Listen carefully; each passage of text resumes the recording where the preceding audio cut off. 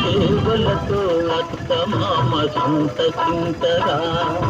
10 మందిని ఆదరించు కల్పవల్లిగా తనయుని వీరునిగా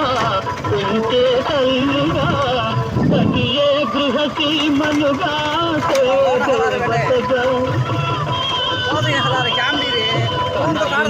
వీరునిగా నాన్న వెలసిన ఆ దేవుని రీతి ఇల్లాలు ఈ జగతికి జీవన జ్యోతి ఇల్లాలు ఈ జగతికి జీవన జ్యోతి చేరాబో చిలక గోరొంక గూటికి